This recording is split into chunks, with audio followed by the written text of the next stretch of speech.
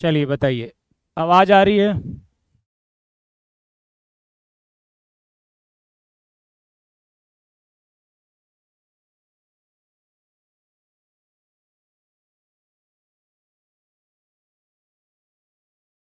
आवाज आ रही है?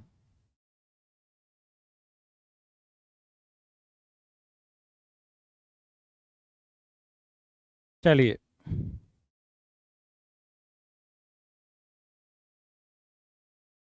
ओके। ठीक है।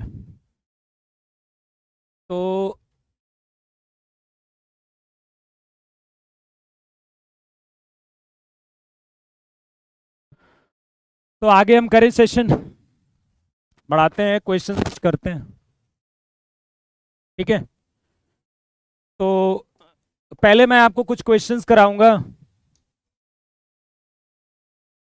तो पहला एक क्वेश्चन करिए, कोफिशिएंट ऑफ एक्स की पावर 9 इन 1 + 3x + x² +x³ की पावर 15। इसमें एक्स की पावर 9 का क्या चाहिए? कोफिशिएंट चाहिए। क्या चाहिए? एक्स की पावर 9 का गुणांक। चलिए सब लोग सॉल्व करिए। कुछ क्वेश्चन पहले हम सॉल्व करेंगे, उसके बाद हम आगे के टॉपिक में बढ़ेंगे। ठीक है। चलिए।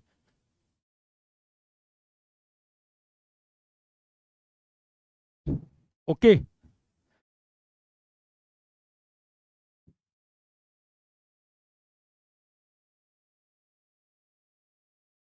हाँ बताइए, चलिए फटाफट फटाफट करिए इसे। एक्स की पावर 9 का गुणांक चाहिए बेटा। एक्स की पावर 9 का गुणांक। एक्स की पावर 9 का क्या चाहिए? गुणांक चाहिए। कितना हो जाएगा फटाफट बताओ। अब अंदर वाले को ध्यान से देखो बेटा, ये क्या लिखा हुआ है अंदर वाला। मुझे लगता है कि मैं बैठा हूं तो किसी को आपत्ति नहीं होगी। हाँ। थोड़ी मेरी अभी मतलब अभी थोड़ा सा फीवर हल्का सा चढ़ा है मुझे, तो इस वजह से थोड़ा सा मैं बैठा हूँ अभी। ठीक है। क्योंकि पता ना, कभी कई बार ना फीवर आप दवा खाओ भी तो फीवर कई बार चढ़ जाता है। तो वो समय इस समय है, थोड़ा सा हल्का सा चढ़ गया, तो इसलिए मैं थोड़ा सा बैठ कर आपको पढ़ा रहा हूँ। टेंशन मत लो एकदम। ये अंदर देखो, इसमें क्या चाहिए? एक्स की पावर 9 का गुणांक चाहिए। अंदर वाली चीज को ध्यान से देखेंगे बेटा तो आपको पता चलेगा कि अंदर वाली चीज एक्चुअली में 1 + x का होल क्यूब लिखा गया है। अंदर वाले को ध्यान से देखोगे तो ये 1 + x का क्या है? होल क्यूब है। अब पावर कितना है बेटा? ये 15 के बराबर है। तो 1 + x की पावर कितना हो जाएगा? ये 45 हो जाएगा। तो हमें क्या चाहिए एक्चुअली में? कोफिशिएंट ऑफ एक्स की पावर 9 इन 1 + x की पावर 45। तो मुझे लगता है 45C9 बोलने में आपको कोई समस्या नहीं होने वाली। 45C9 बोलने में कोई समस्या नहीं होगी, क्योंकि मैंने आपको बताया था कि कोफिशिएंट ऑफ एक्स की पावर r इन 1 + x की पावर n, ये क्या होता है? NCR होता है। तो यदि x की पावर r है तो NCR होगा, x की पावर 20 होगा तो NC20 होगा, x की पावर 10 होगा तो NC10 होगा। आई होप आप समझ गए होगे इस बात को। आगे आप बताइए, कोफिशिएंट ऑफ एक्स की पावर p इन x² + 1/x की पावर 2n। ठीक है। तो एक जनरल तरीका आपको मैंने आपको सिखाया था। ठीक है।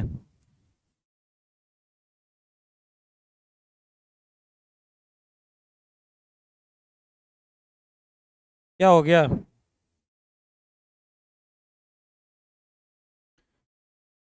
देखिए, आपको यदि ये पता करना है कोफिशिएंट ऑफ एक्स की पावर p, तो हर बार देखो, क्योंकि यहां पर n वाला टर्म्स है तो फिर हम वो कॉमन लेने वाला मेथड थोड़ा सा डिफिकल्ट हो जाएगा। ऐसा नहीं कि आंसर नहीं आएगा, पर आप सोच नहीं पाओगे वो। तो यहां पर हम इस्तेमाल करेंगे जनरल मेथड। क्या इस्तेमाल करेंगे? General method. कि यदि मुझे एक्स की पावर p का गुणांक चाहिए तो पहले हम TR+1 निकाल लेते हैं। क्या निकाल लेते हैं? TR+1। तो TR+1 कितना हो जाएगा? देखो, r+1 टर्म निकालने हैं तो c के नीचे r होगा, ऊपर कितना हो जाएगा 2n पहले वाले की पावर इन दोनों का माइनस होगा और दूसरे वाले की पावर हमेशा नीचे वाला होता है। तो जनरल टर्म यदि मैंने आपको ये बता रहा हूं तो आपको कोई समस्या नहीं होगी। ये जनरल टर्म आ गया आपका। आपको क्या चाहिए, x की पावर p का गुणांक चाहिए, तो ये आपका जनरल टर्म आ गया। तो पहले ये बताइए कि x की पावर कितना आ जाएगा, ये 4n minus 2r minus r, 2ncr x की पावर 4n माइनस 3r, ये आपका जनरल टर्म आ गया। यदि मुझे x की पावर p का कोफिशिएंट चाहिए तो ये वैल्यू क्या होनी चाहिए, ये वैल्यू p के बराबर होनी चाहिए ना। इसको हम किसके इक्वेट करेंगे, p के इक्वेट करेंगे, और p को इक्वेट करेंगे तो n की r की वैल्यू कितनी आ जाएगी, ये आ जाएगी r की वैल्यू। ठीक है, तो फिर आपका कोफिशिएंट कितना आ जाएगा 2nc 4n minus p by 3। क्या आपको ये समझ में आ गया कि नहीं, जल्दी बताइए मुझे। सबको समझ में आ गया ये?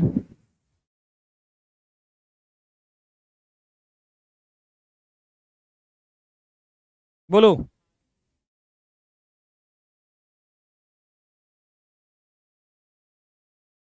फटाफट बताओ। यदि मुझे x की पावर 10 का कोफिशिएंट चाहिए तो मैं इसको किसके इक्वेट करता, 10 के बराबर इक्वेट करता, और जो r की वैल्यू आती वो r की वैल्यू हम यहां रखते। यदि मुझे x की पावर 20 का कोफिशिएंट चाहिए तो मैं इसको 20 के बराबर करता, वहां से r निकालता, r की जो वैल्यू आती हम यहां उठा के रखते। तो ये समझ में आ गया? कोई दिक्कत, कोई दिक्कत तो नहीं है किसी को? जल्दी बताओ।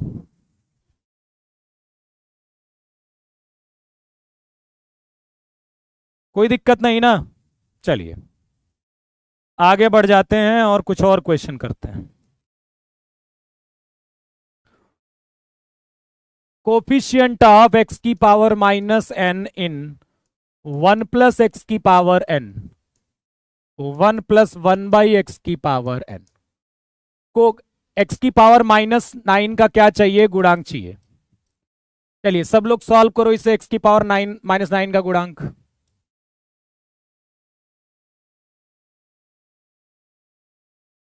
चलो सब लोग फटाफट करो, फटाफट।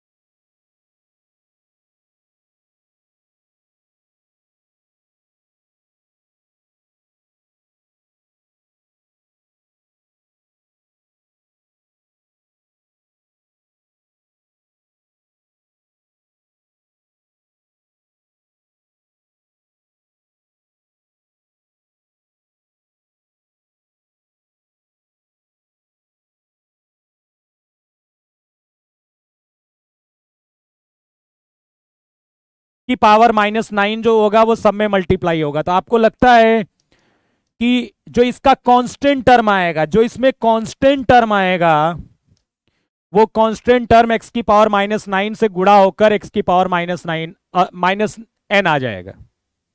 तो मुझे इसके अंदर का इसके एक्सपेंशन का, इसके प्रसार का कांस्टेंट टर्म चाहिए। जब वो कांस्टेंट टर्म आ जाएगा तो कांस्टेंट टर्म एक्स की पावर -9 से गुणा होके, -9 बोल रहा हूं मैं, -n से गुणा होके एक्स की पावर -n आ जाएगा।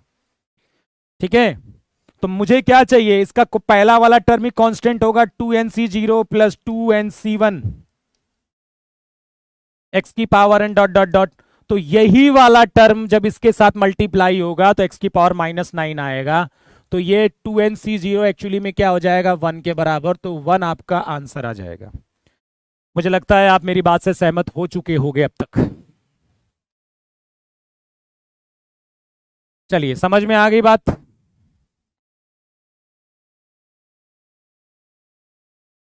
बोलिए, कोई दिक्कत। मैंने क्या किया है ध्यान से देखो, 1 प्लस एक्स की पावर n पहला जो लिखा है उसको तो कुछ किया नहीं है, और जो ये 1 प्लस 1/x है वहां पर मैंने 1 प्लस एक्स मतलब जस्ट प्लस कर दिया है। और ये जो नीचे x की पावर n था ऊपर गया x की पावर -n बन गया, और ये दोनों बन गए 1 प्लस एक्स की पावर 2n का मान। 1 प्लस एक्स की क्या पावर क्या बन गए, 2n बन गए। तो मैंने कहा कि यार x की पावर -n जब कांस्टेंट टर्म के साथ मल्टीप्लाई होगा तो ही तो x की पावर -n का कोफिशिएंट आएगा। सिंपल सी बात है। तो मैं इसके अंदर, इसके एक्सपेंशन में मैंने कांस्टेंट टर्म पता करने की कोशिश करी कि कांस्टेंट टर्म कौन सा है। तो कांस्टेंट टर्म कौन सा मिला, 2nc0 वाला टर्म मिला, और 2nc0 एक्चुअली में 1 के बराबर होगा। बेटा ये पीछे वाले क्वेश्चन में हमारा कोई मेथड फेल नहीं हुआ है, लेकिन हम ये सोचना बड़ा मुश्किल काम है। चलिए मैं देखते हैं कि सोच पाते हैं कि नहीं इसमें। तो यदि हम कॉमन लेकर इसको करते हैं इस क्वेश्चन को, तो एक्स स्क्वायर को बाहर ले लिया तो एक्स की पावर 4n बन जाएगा, 1/1/x³ की पावर 2n। अब ये देखिए, मुझे यदि एक्स की पावर p लाना है, ठीक है, तो एक्स की पावर 4n में ऐसा क्या मल्टीप्लाई कराएंगे, ऐसा क्या यहां मल्टीप्लाई होगा, ठीक है, 1/ ऐसा क्या होगा यहां पर भाई, एक्स की पावर एक्चुअली में यहां पर क्या होगी, नहीं x³ की पावर ऐसा यहां k क्या होगा कि ये एक्स की पावर p बन जाए। यही तो पूछा है आपसे भाई, x³ यहां पावर हम क्या लेंगे कि ये एक्स की पावर p बन जाएगा। ठीक है, तो देखो एक्स की पावर ये 4n माइनस p हो गया बराबर x³ की पावर k। ठीक है, तो यदि मुझे k का मान पता करना है कि मुझे पावर क्या लेनी है, तो देखो x की पावर 4n माइनस p और x की पावर 3k। ठीक है, ओके, तो ये 1/3 हो जाएगा यहां पर, x की पावर 4n माइनस p की पावर 1/3 बराबर x की पावर k। तो k जो होगा वो इसके बराबर हो जाएगा।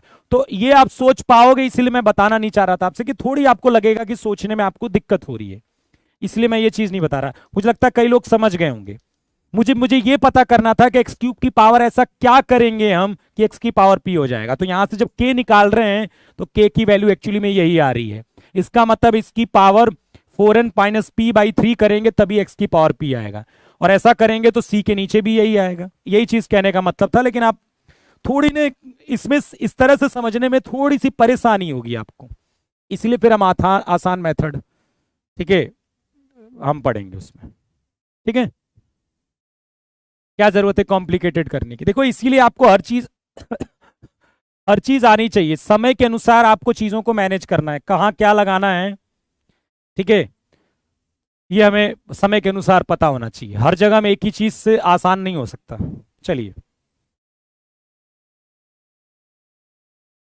कोफिशिएंट ऑफ x की पावर n इन 1 प्लस एक्स 1 माइनस एक्स की पावर n। चलिए जल्दी बताइए इसका आंसर, इसका आंसर बताओ सब लोग।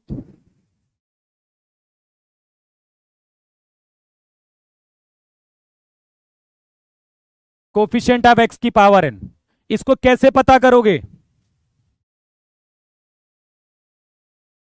आप, इसका एक्सपेंशन करके। अब यहां पर देखिए ये बाइनोमियल टाइप का नहीं है बेटा, यहां पर क्या है ना, कई ऐसे भी क्वेश्चंस आपको मिलेंगे जहां पर आपको मल्टीप्लाई करके देखना पड़ेगा। यहां पर यदि मुझे x की पावर n का कोफिशिएंट चाहिए तो मुझे इसका मल्टीप्लाई करके पता करना होगा। तो मैं क्या करता हूं, पहले ये जो वन वन माइनस एक्स की पावर है ना, इसका एक्सपेंशन ओपन कर देता हूं। N c zero minus n c one x plus n c two x square minus n c three x cube, ठीक है, dot dot dot dot n c n minus one minus x की power n minus one और n c n minus x की power n. क्या आपके expansion समझ में आ गया?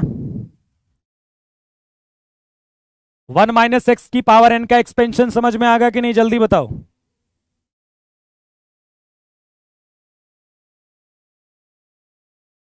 रुचि जी कह रही हैं सर कुछ समझ में नहीं आया। क्या नहीं समझ में आया यार, ये मुझे एक बात बताएंगे, आपको क्या समझ में नहीं आ रहा है? क्या प्रॉब्लम हो रही है? घर पर पढ़ते हो कि नहीं पढ़ते? क्या प्रॉब्लम हो रही, क्या नहीं समझ में आया इसमें? घर पर पढ़ते हो कि नहीं, कि कॉपी किताब नहीं उठाते, ये बताओ पहले।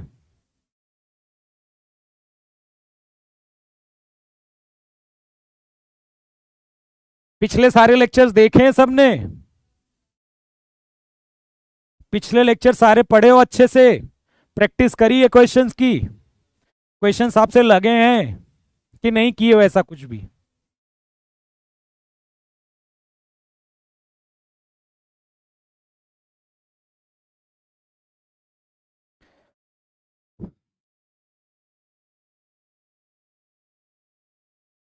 बेटा यहाँ मैथमेटिक्स में ना पीछे की चीजें जो हम पढ़ते हैं ना उसका आगे इस्तेमाल होता है, ये और सब्जेक्ट नहीं है कि आप सोच रहे हो कि हर दिन नया मिलेगा आपको, नहीं, यहाँ नया कुछ नहीं मिलता।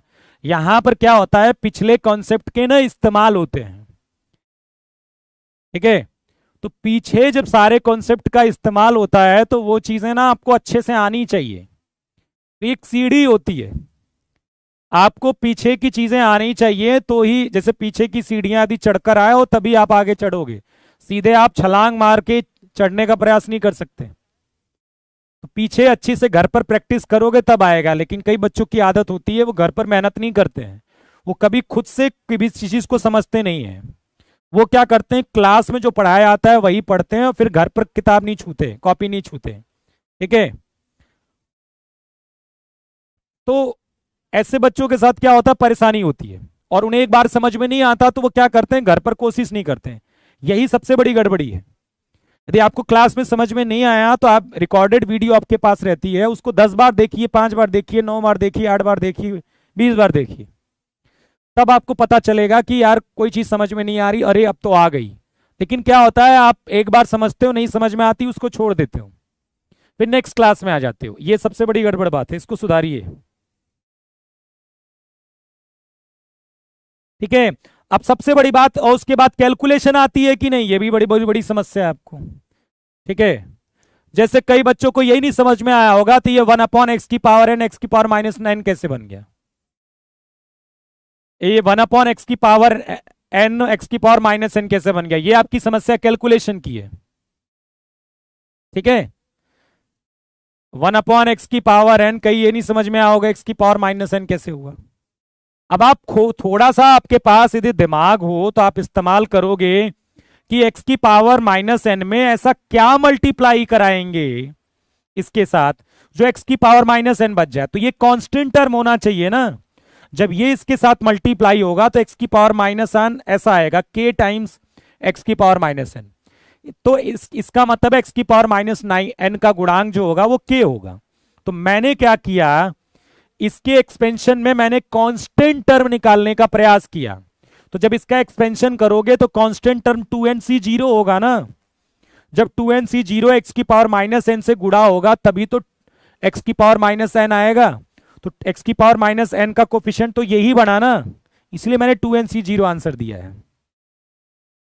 अब यहां पर ये वाला एक्सपेंशन मैं आपको शुरुआत में बता चुका हूं, ये वाला एक्सपेंशन शुरुआत में मैं बता चुका हूं कल या परसों की क्लास में कि एक्सपेंशन कैसे करते हैं हम।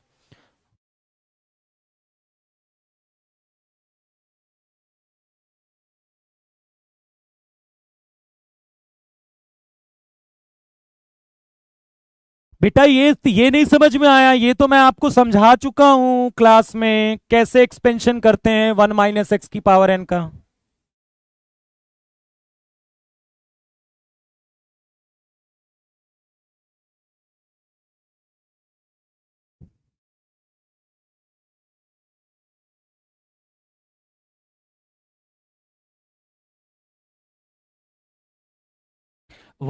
- x⁻n का एक्सपेंशन, इसमें प्रॉब्लम है?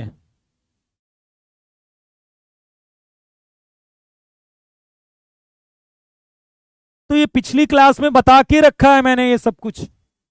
1 - x⁻n का एक्सपेंशन कैसे ओपन करते हैं।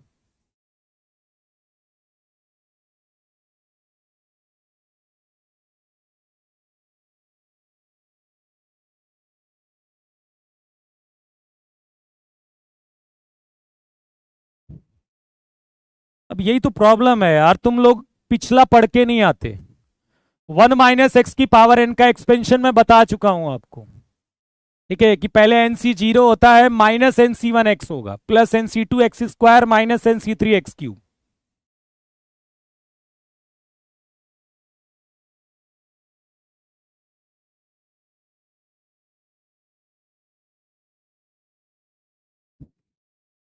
चलिए अब ये बताइए मुझे x की पावर n का यदि गुणांक चाहिए, तो x की पावर n कैसे मिलेगा? जब ये वन इसके साथ मल्टीप्लाई होगा। तो देखो, NCn बनेगा -1 की पावर n बनेगा, x की पावर n बनेगा, और जब ये वाला x इसके साथ मल्टीप्लाई होगा तब x की पावर n आएगा, प्लस NCn -1 की पावर n-1 x की पावर n। तो देखो, NCn तो 1 के बराबर होगा, -1 की power n, plus NCn-1 NC1 के बराबर होगा, ये भी मैं बता चुका हूं आपको। और NC1 जो होता है वो n के बराबर होगा, ये भी बता चुका हूं। तो ये n बन गया -1 की पावर n-1, और ये x की पावर n। तो ये आ जाएगा आपका कोफिशिएंट। अब -1 की पावर n यदि कॉमन ले लेंगे तो यहां 1 बचेगा और यहां -n, और this is the correct answer. ये आपका आंसर आ जाएगा। अब यहां बताओ क्या दिक्कत है।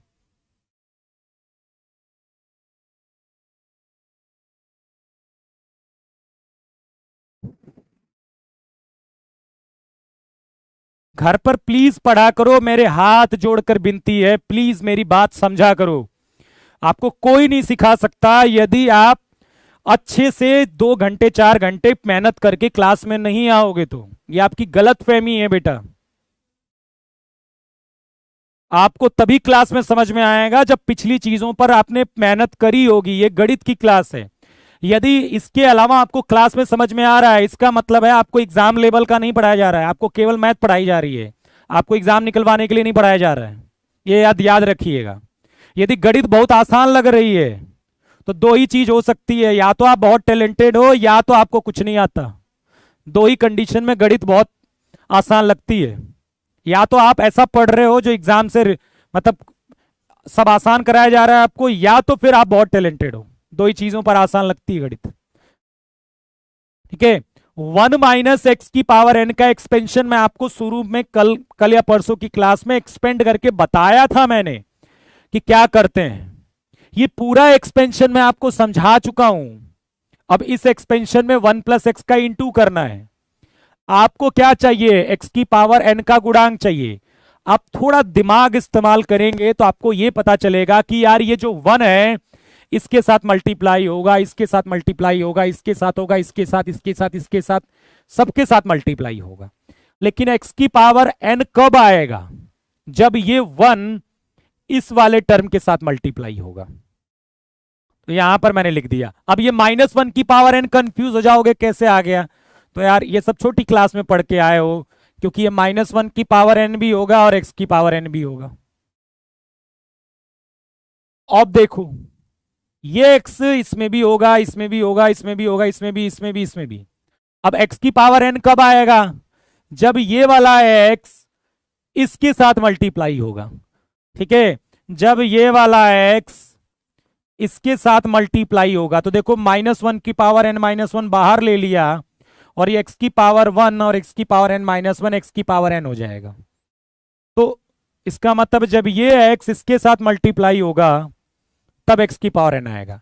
अब मुझे x की पावर n का कोफिशिएंट चाहिए, x की पावर n बाहर ले लिया, NCN 1 के बराबर होता है, ये सब बता चुका हूं मैं आपको। -1 की पावर n, -1 की पावर n-1। अब ये मत कहना कि -1 की पावर n-1 से -1 की पावर n कॉमन लेंगे तो क्या बचेगा, -1 की पावर -1, मतलब माइनस ऑफ -1 की पावर n। -1 की पावर n यहां था, -1 की पावर n बाहर ले लिया, तो यहां बचा 1 और यहां बचा माइनस का n।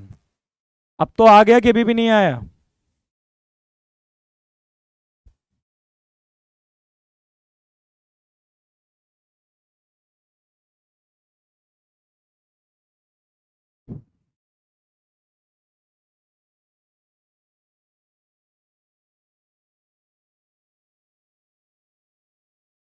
मतलब यार 1 का आप इसके साथ मल्टीप्लाई नहीं कर सकते और x का इसके साथ मल्टीप्लाई नहीं कर सकते। मतलब खुद थोड़ा दिमाग लगाओ कि यहाँ 1 + x है, और मान लो यहाँ x की पावर 4 है, x की पावर 5 है, 7 x की पावर 7 है। मैं कहता हूं कि x की पावर मुझे 8 का कोफिशिएंट बताओ, क्या आएगा x की पावर 8 का कोफिशिएंट, बताना मुझे। x की पावर 8 का कोफिशिएंट क्या आएगा इसमें, जल्दी बताओ। x की पावर 8 का कोफिशिएंट घर पर थोड़ा पढ़ा करो, ठीक है? नहीं पढ़ोगे तो समझ में नहीं आएगी मैथ्स।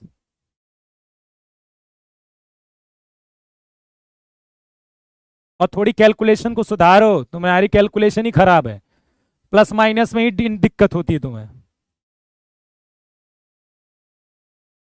अब ये कहोगे ना कि यार ये 1 सब में मल्टीप्लाई होगा, अब यही तो देखोगे कि x की पावर 8 कब नजर आएगा। तो देखा आपने 1 को, इसके साथ किसी के साथ x की पावर 8 आएगा, फिर देखोगे इसके साथ नहीं आएगा, इसके साथ नहीं आएगा। हाँ, x जब इसके साथ मल्टीप्लाई होगा तो 7x की पावर 8 होगा। तो x की पावर 8 का कोफिशिएंट कितना हो जाएगा, 7। तो आंसर कितना आ जाएगा यहां पर, 7 आ जाएगा। वैसे ही ये एक्सपेंड किया मैंने, और इसके एक्सपेंशन में मैंने देखा कि जब कब x की पावर n आ रहा है, तो जब 1 इसके साथ मल्टीप्लाई होगा तब आएगा, और जब ये x इसके साथ मल्टीप्लाई होगा तब आएगा x की पावर n। ठीक है, वही चीज इस्तेमाल हो रही बेटा।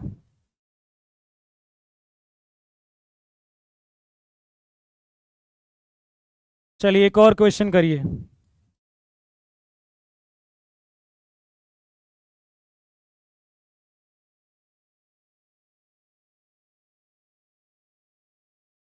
क्योंकि ये अच्छे क्वेश्चंस हैं, ये पिद्दू पिद्दू भर वाले क्वेश्चंस नहीं है, ये आपको अच्छे क्वेश्चंस हैं, थोड़ा दिमाग लगाएंगे इसमें, लगाइए। चलिए इसको करिए फटाक से।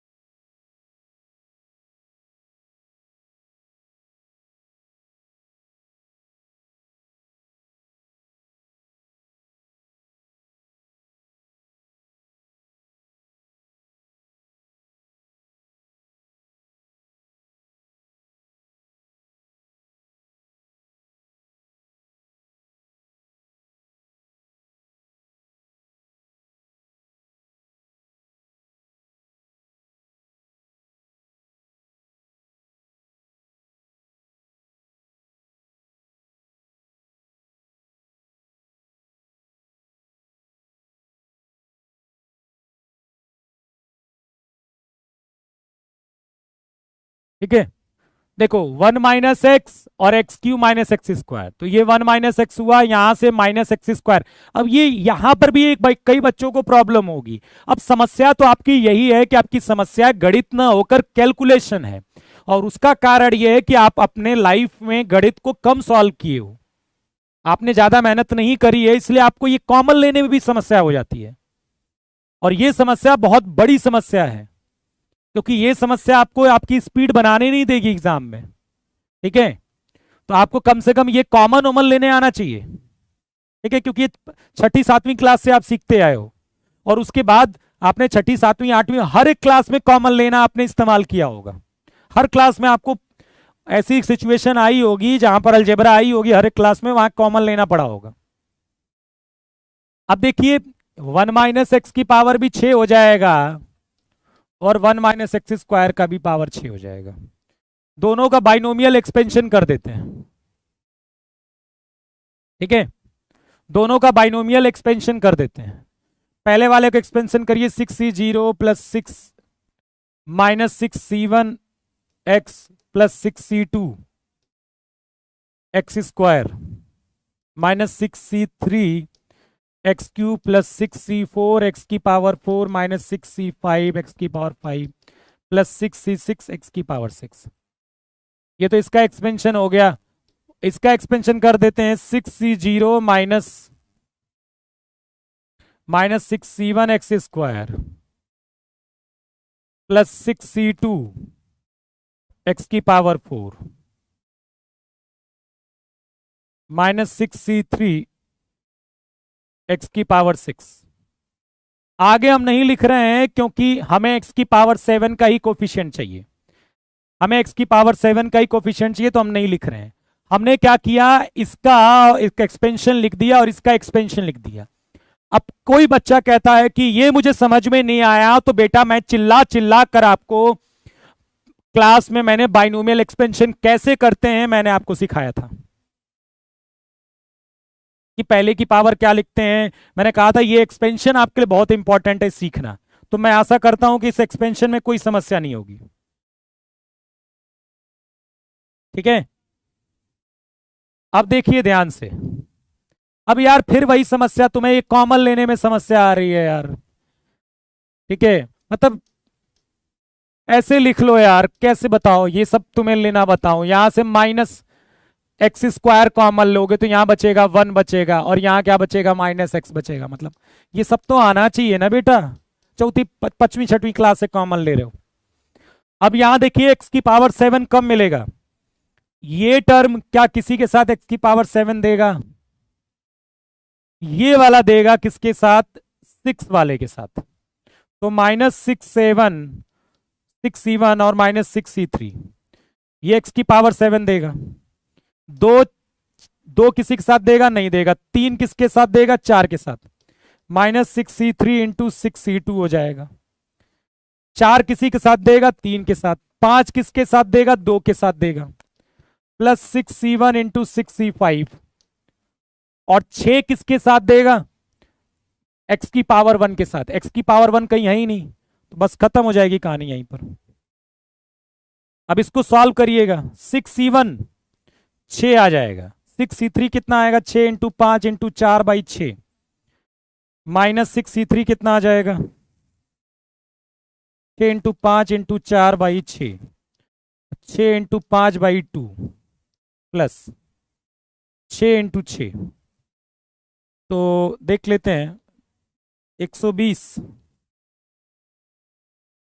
6 से 6 कट जाएगा, 2 से 3 कट जाएगा, ये 300, -300 + 36, 156 - 300 बराबर -144। देखें किसी का आंसर आया कि नहीं।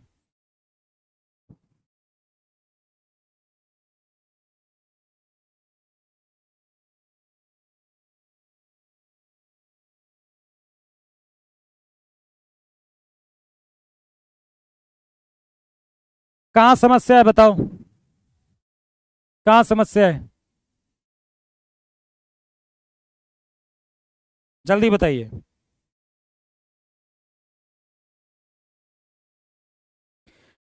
बेटा मैंने सबका ना एक्सपेंशन किया। 1 माइनस एक्स की पावर 6 का एक्सपेंशन जानते हो आप, माइनस 144 आएगा। 1 माइनस एक्स स्क्वायर पर 6 का भी एक्सपेंशन जानते हो। आपको ये पता करना था कि x की पावर 7 का कोफिशिएंट क्या आएगा। तो यार हम ये देखेंगे ना x की पावर 7 कब आएगा।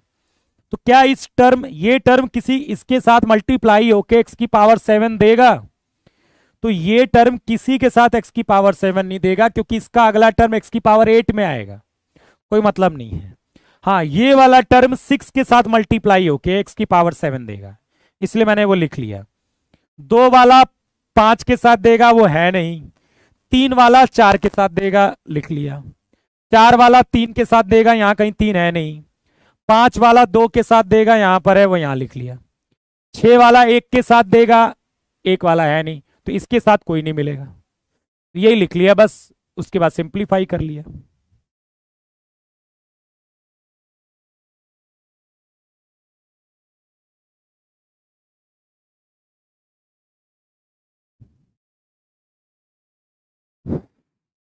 ये यार मल्टीप्लाई किया गया है, ये -6c1x जब इसके साथ मल्टीप्लाई होगा तो x की पावर 7 आएगा कि नहीं। तो -6c1 और -6c3 यही लिखा गया है। फिर जब इसके साथ कोई भी टर्म, जब इसको साथ देखो 5 कहीं पर है, नहीं है तो नहीं मिलेगा। इसको ध्यान से देखो, -6c3 है एक्स क्यूब, और यहां क्या है 6c2 एक्स की पावर 4।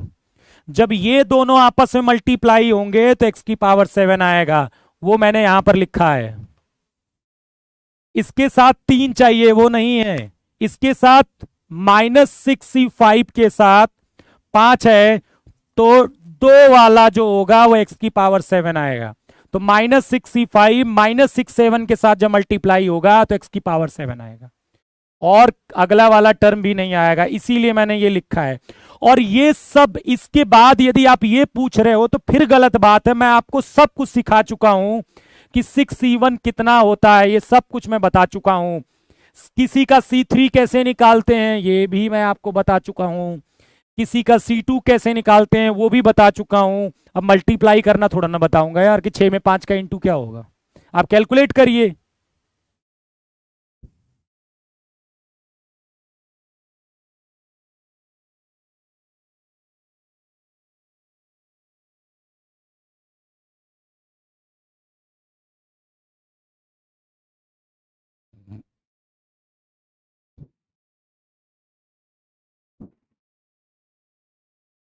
कोई दिक्कत यहां तक बताओ।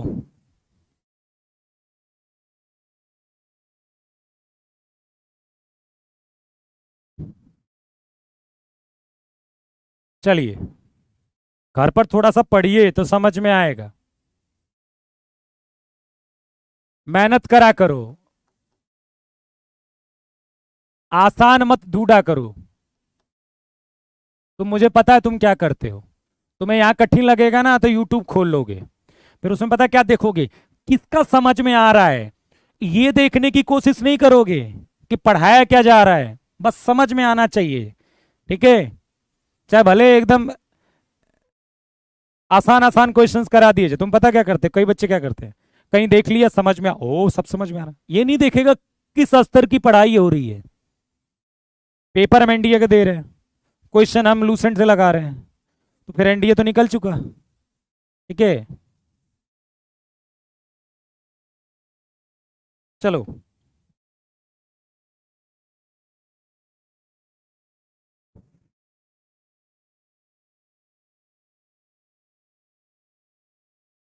चलो, और मेहनत करो घर पर। मेरा उद्देश्य है कि जितने भी बच्चे हैं, सब समझ जाएं, इसलिए मैं परेशान रहता हूं तुम्हारे लिए।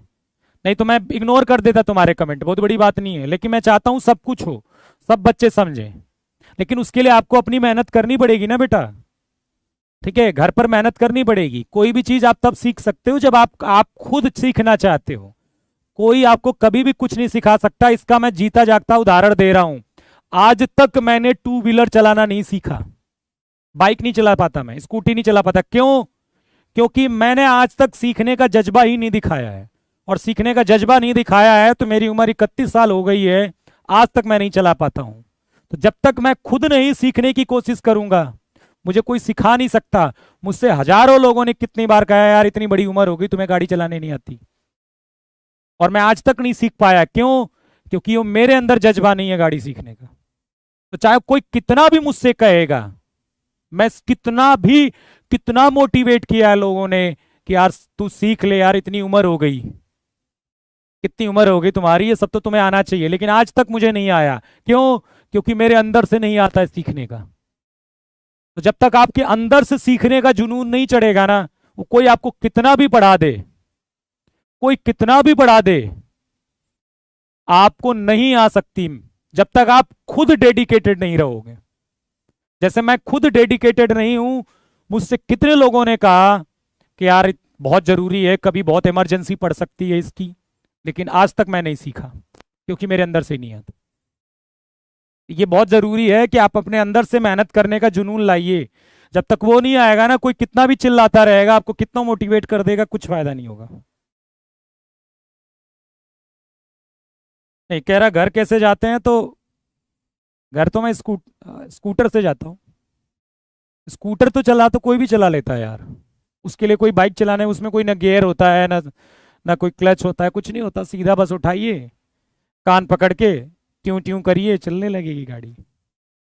चलिए मिडिल टर्म के बारे में थोड़ा सा सीख लेते हैं। मध्य पद, मध्य पद कैसे निकालेंगे?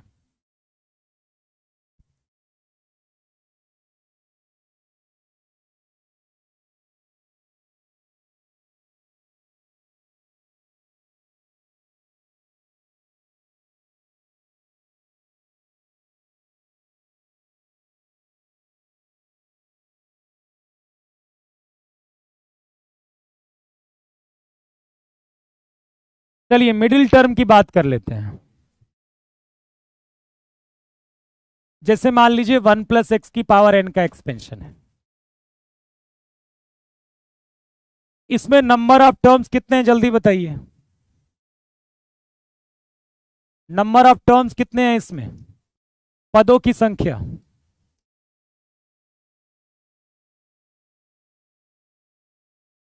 पदों की संख्या कितनी है?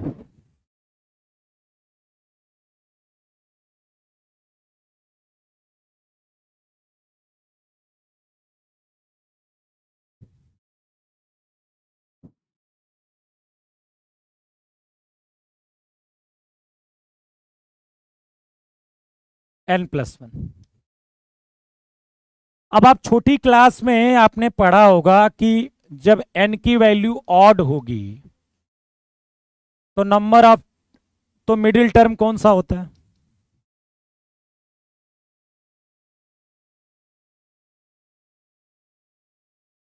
जब नंबर ऑफ टर्म्स ऑड होगा, और जब नंबर ऑफ टर्म्स इवन होगा तो मिडिल टर्म कौन सा होगा? ये आपने छोटी क्लास में पढ़ा होगा कि जब नंबर ऑफ टर्म्स ऑड है तो मिडिल टर्म कौन सा होता है? n+1/2 term.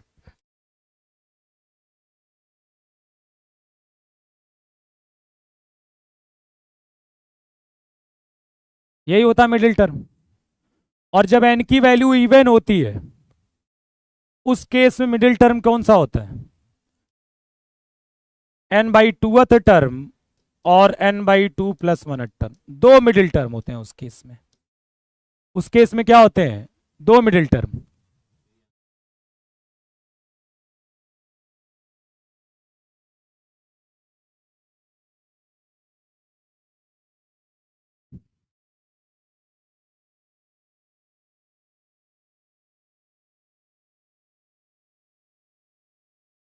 ये पढ़ा होगा आपने कि n की वैल्यू ऑड होती है। अब ये बाइनोमियल को छोड़िए, अब अभी बाइनोमियल को छोड़िए, आप आइए कि आपको यदि नंबर ऑफ टर्म्स ऑड पता है, यदि n ऑड पता है तो मिडिल टर्म कौन सा होता है? n+1/2।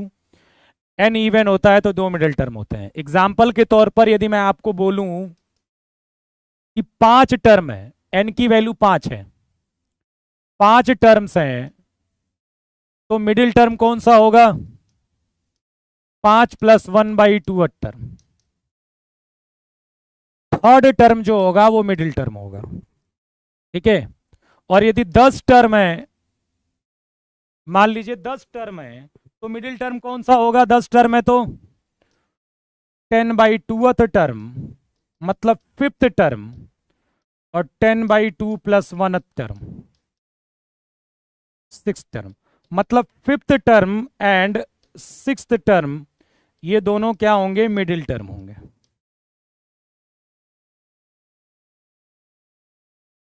ये मध्य पद होंगे, मध्य पद होंगे। तो आपको बस ये पता कर लेना है कि जब भी क्वेश्चन में 1+x⁴n दिया गया है, तो आप एक जोड़कर नंबर ऑफ टर्म्स पता कर लोगे कि नहीं? उसमें एक जोड़कर नंबर ऑफ टर्म्स पता कर लोगे, उसमें एक जोड़कर नंबर ऑफ टर्म्स पता कर लोगे, और ये जो नंबर ऑफ टर्म्स है वो ऑड है कि इवन है, उसके अनुसार आप मिडिल टर्म निकाल लोगे। चलिए क्वेश्चन करते हैं तो समझ में आएगा आपको। जैसे कि मैंने कहा कि 1 - 3x + 3x² -x³ find middle term.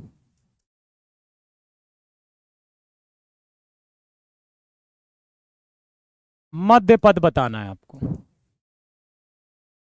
तो पहली बात तो ये बाइनोमियल नहीं है। तो पहले ये देखिए क्या ये लिखा गया है अंदर वाला। पहले ये पता करिए कि ये क्या लिखा गया है। तो आपको पता चलेगा ये अंदर वाला 1 - x³ लिखा गया बेटा। क्या लिखा गया है? 1 - x³ लिखा गया है। अंदर वाला 1 - x³ है, तो ये कितना हो जाएगा? 1 - x⁻30।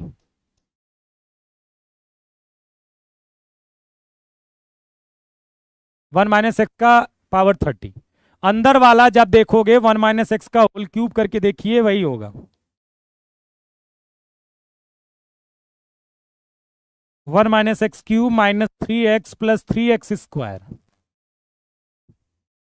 अब ये बताइए नंबर ऑफ टर्म्स कितना है? n कितना है? 31 टर्म है कि नहीं? इसमें पदों की संख्या कितनी है? ये जो भी बाइनोमियल एक्सपेंशन है उसमें पदों की संख्या कितनी है? तो आप कहोगे सर इसमें पदों की संख्या 31 है। 31 ऑड होता है कि इवन? ऑड। तो मिडिल टर्म कौन सा होगा?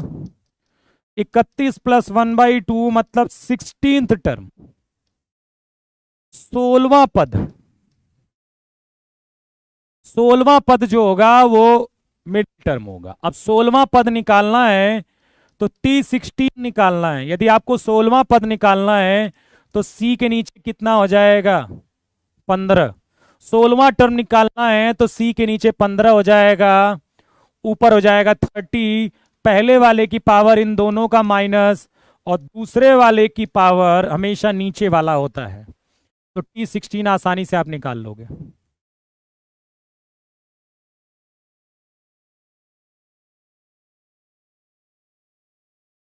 आप ज्यादा कंफ्यूज मत होइएगा, ज्यादा कंफ्यूज मत होइएगा। मैं नंबर ऑफ टर्म्स, मैं इसको नहीं देख रहा हूं। मैं ये जानने की कोशिश नहीं कर रहा हूं कि ये इवन है कि ये ऑड है। मैं नंबर ऑफ टर्म्स को फोकस कर रहा हूं। भाई नंबर ऑफ टर्म्स तो 31 है ना, 31 है तो 31। यदि 31 पद है तो मिडिल टर्म तो 16वां होगा ना। ठीक है, बात समझ में आ गई। ठीक है, चलिए मैं यदि बात करूं 1 - x⁻29।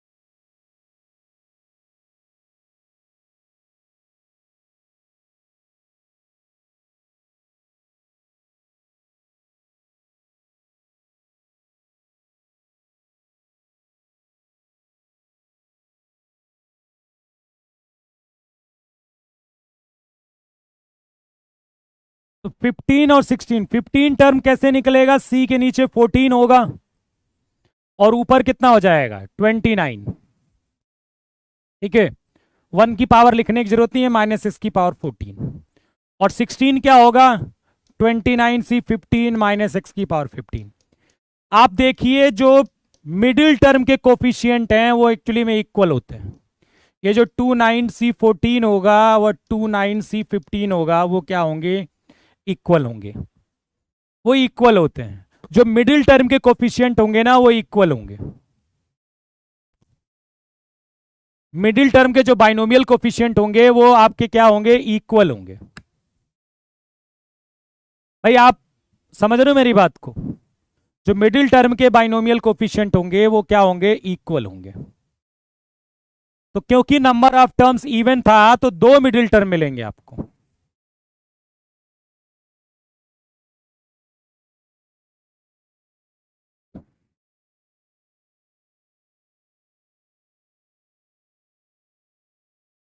एक चीज याद रखिएगा, कभी भी ग्रेटेस्ट बाइनोमियल कोफिशिएंट की बात होती है, महत्तम द्विपद गुणांक की, तो याद रखिएगा binomial coefficient of middle term ही होता है।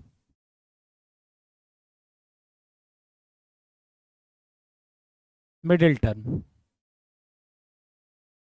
मध्य पद का द्विपद गुणांक।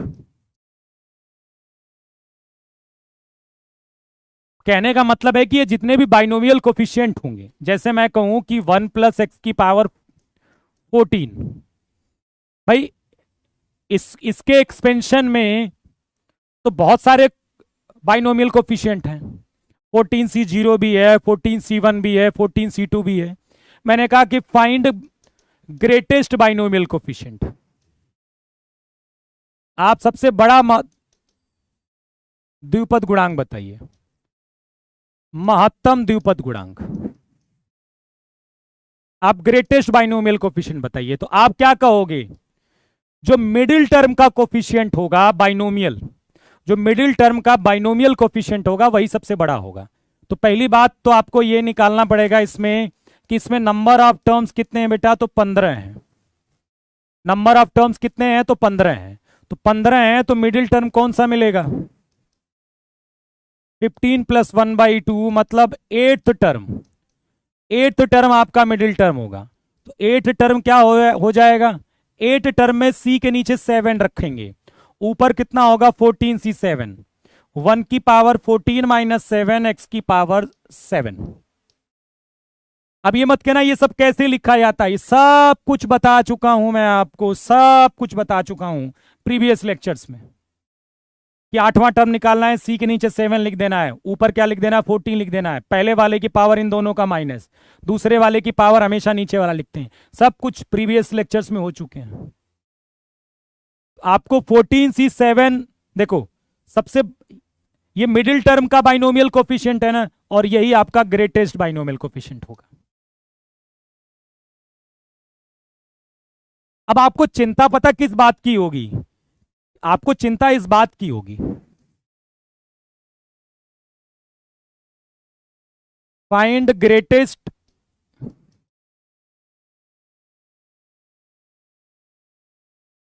आपको चिंता इस बात की होगी कि जब नंबर ऑफ टर्म्स इवन होते हैं तब तो दो मिडिल टर्म होते हैं। जब नंबर ऑफ टर्म्स इवन होते हैं दो मिडिल टर्म होते हैं। अब दोनों में बड़ा कौन सा होगा, क्योंकि चलिए ऑड, जब नंबर ऑफ टर्म्स ऑड था तब तो चल गया, लेकिन जब नंबर ऑफ टर्म्स इवन होंगे तब तो दो मिडिल टर्म होंगे, तो उनमें से बड़ा कौन होगा, तो उनमें से बड़ा कोई नहीं होगा, दोनों बराबर ही होते हैं और वही बड़े होंगे सबसे। तो क्यों, यहां नंबर ऑफ टर्म्स कितने हो जाएंगे 16, तो जो मिडिल टर्म आएगा आपकी बार वो 16/2 और 16/2 + 1, मतलब 8th and 9th। 8th और 9th टर्म जो होंगे वही आपके क्या होंगे, दोनों मिडिल टर्म होंगे। 8th टर्म क्या होगा, c के नीचे 7, ऊपर कितना 15 x⁴, और t9 क्या होगा, c के नीचे 8, ऊपर 15 x⁴। तो देखिए ये दोनों क्या है, सेम है। 15C7 बराबर 15C8, और यही क्या होंगे, ग्रेटेस्ट बाइनोमियल कोफिशिएंट। सबसे बड़े यही होंगे, बाकी सब छोटे होंगे। कहने का मतलब है कि 15C6 पक्का है 15C7 से छोटा होगा, 15C9 पक्का है 15C7 या 15C8, दोनों तो सेम ही है, इनसे छोटा ही होगा। सबसे बड़ा यही दोनों होंगे, और दोनों एक्चुअली में बराबर है।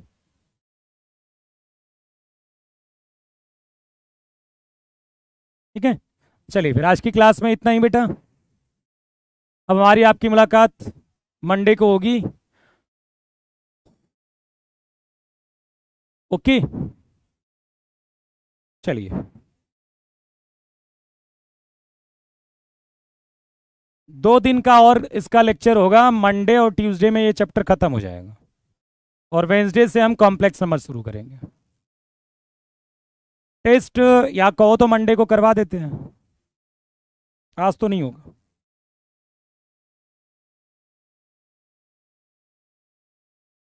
क्या इतना परेशान हो यार, आप लगाते चलिए, स्ट्रांग करते चलिए।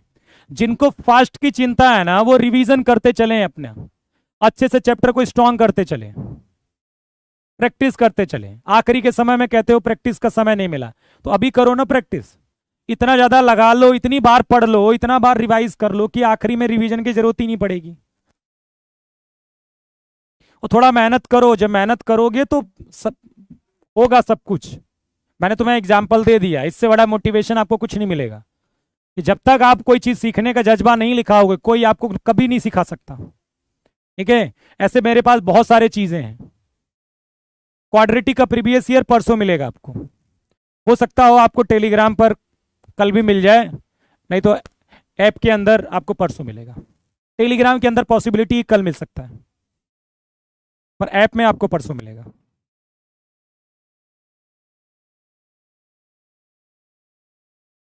डीपीपी दी तो है यार, 2 डीपीपी दी हैं, उसमें अच्छे खासे क्वेश्चंस लगाइए।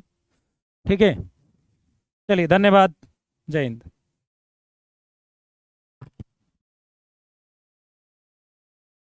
क्वाड्रेटिक